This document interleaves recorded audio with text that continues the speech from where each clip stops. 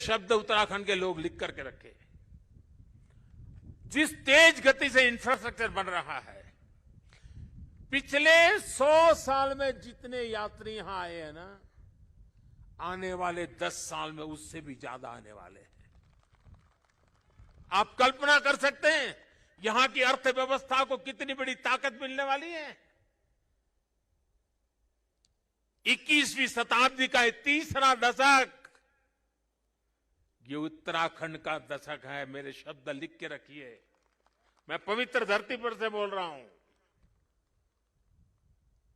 हाल के दिनों में हमने सभी ने देखा है कि किस किस तरह 4 धाम यात्रा आने वाले श्रद्धालुओं की संख्या लगातार रिकॉर्ड तोड़ रही है।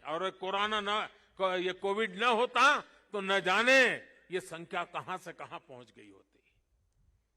उत्तराखंड में मुझे ये भी बहुत खुशी हो रही है, खासकर मेरी माताएं बहनें, और पहाड़ में तो माताओं बहनों की ताकत का एक अलग ही सामर्थ्य होता है।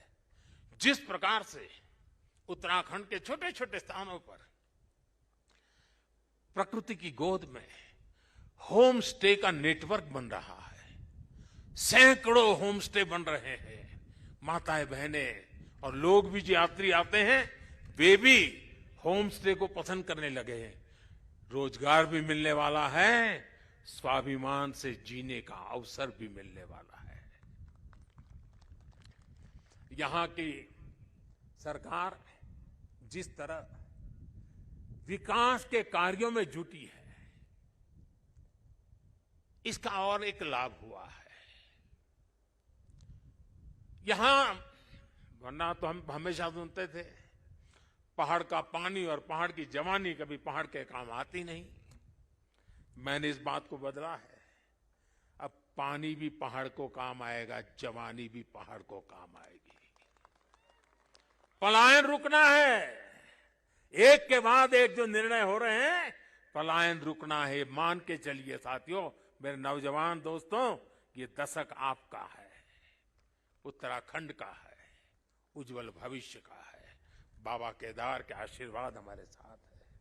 ये देवभूमि, मातृभूमि की रक्षा करने वाले अनेकों वीर बेटे बेटियों की ये जन्मस्थली भी है। यहां का कोई घर, कोई गांव ऐसा नहीं है जहां पराक्रम की कोई गाथा का परिचय न हो।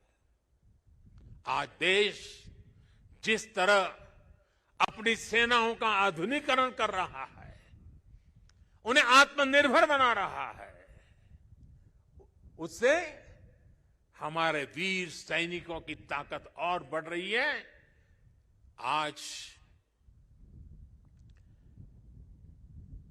उनकी जरूरत को, उनकी अपेक्षाओं को, उनके परिवार की आवश्यकताओं को बहुत प्राथमिकता देकर के काम किया जा रहा है।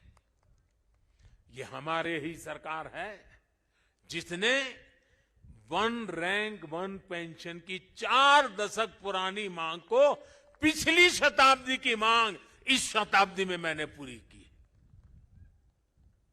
मुझे संतोष है, मेरे देश की सेना के जवानों के लिए मुझे सेवा करने का मौका मिला।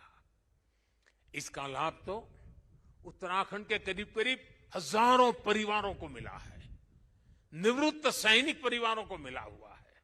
साथियों, उत्तराखंड ने कोरोना के खिलाफ लड़ाई में जिस तरह का अनुशासन दिखाया, वो भी बहुत अभिनंदनीय है, सराहनीय है।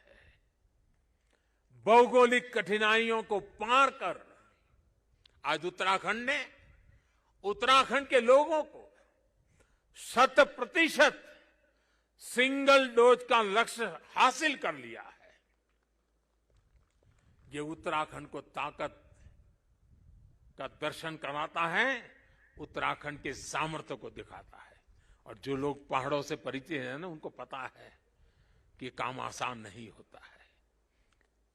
घंटों घंटों तक पहाड़ की चोटियों पर जाकर के 2 या 5 परिवार को वैक्सीनेशन दे करके रात रात चल करके घर पहुंचना होता है। कष्ट कितना होता है मैं अंदाज लगा सकता हूं। उसके बाद भी उत्तराखंड ने काम किया है। क्यों? उत्तराखंड के एक एक नागरिक की जिंदगी बचानी है। और इसके लिए मुख्यमंत्री जी आपको, आपकी टीम को मैं बधाई देता हूं। आज मुझे विश्वास है कि जितनी ऊंचाइयों पर उत्तराखंड बसा है, जितनी ऊंचाइयों पर उत्तराखंड बसा है, उससे भी ज्यादा ऊंचाइयों को मेरा उत्तराखंड हासिल करके रहेगा।